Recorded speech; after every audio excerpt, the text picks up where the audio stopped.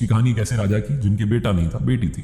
चिंतित रहते थे कि आने वाले समय में राज्य को कौन संभालेगा, राजा कौन बनेगा। फिर उन्होंने सोचा कि बेटी की शादी कर देता हूं, जिससे शादी करूंगा उसी को राजपाट सौंप करके मैं संन्यास ले लूंगा, क्योंकि बहुत समय से वो ये काम कर रहे थे, राज्य संभाल रहे थे।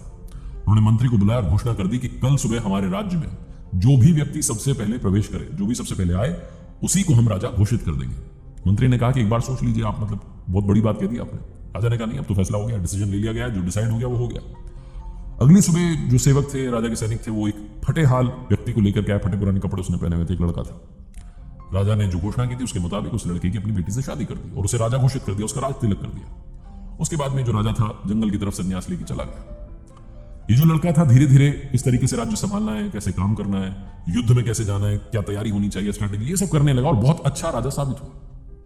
लोग कहने लगे कि राजा साहब की वाहवाही है, पुराने वाले राजा साहब की, जिन्होंने सोचा और इतने अच्छे लड़के को राजा बना दिया। सब होने लगा।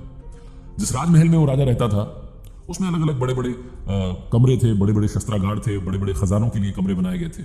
उन सब की चाबियां अलग अलग लोगों के पास रहती थी। जो शस्त्रागार था उसकी चाबी सेनापति के पास रहती थी, जहां खजाना था वो वित्त मंत्री के पास में रहता था, जहां पे कागजात जिन बड़े कमरों में रखे हुए थे उनकी चाबी दूसरे मंत्री के पास रहती थी। लेकिन उस राजमहल में एक छोटी सी कोठरी थी, उसकी चाबी वो राजा हमेशा अपनी कमर से बांध करके घूमता था।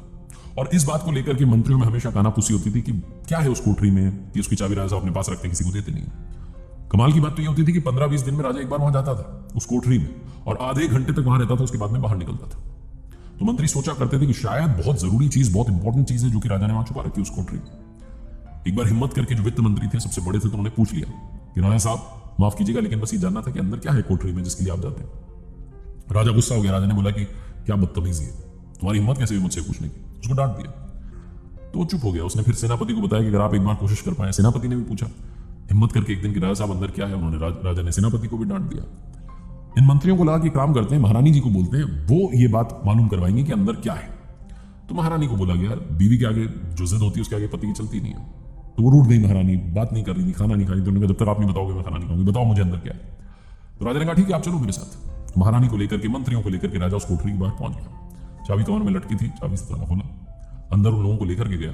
अंदर कुछ भी नहीं था। अंदर कील पर फटे पुराने कपड़े टंगे थे और कुछ भी नहीं था।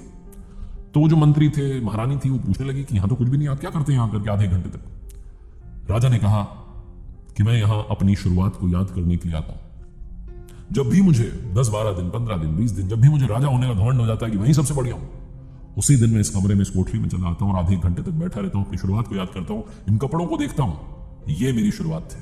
वो तो पुराने राजा साहब की दया थी, उनकी कृपा थी कि उन्होंने मुझे राजा बना दिया। ऊपर वाले का आशीर्वाद भी कि मैं यहां तक पहुंच गया, वरना मेरी शुरुआत तो ये थी, मैं ये था, यहां तक पहुंचा हूं, इस हाल से निकल के आया हूं, इस हाल को याद करने के लिए आता हूं, ताकि कभी भी घमंड इधर ना चढ़े। छोटी सी कहानी है, लेकिन बस ये याद दिलाती है कि जिंदगी में अगर कभी आपको लगे कि आपके अंदर ईगो आ गया है, आप अपने आप को बेस्ट मानने लगे, आपको लगता है कि मेरे जैसा तो कोई है ही नहीं, तो अपनी शुरुआत को याद करना उन दिनों को जो आप स्ट्रगल कर रहे थे। आप अपने आप हम्बल होने लगेंगे, विनम्र होने लगेंगे, जमीन से जुड़ा हुआ महसूस करने लगेंगे। एक बार फिर से कहना चाहता हूं कि पैसा इंसान को ऊपर जरूर ले जाता है, लेकिन इंसान पैसे को कभी ऊपर नहीं ले जा सकता।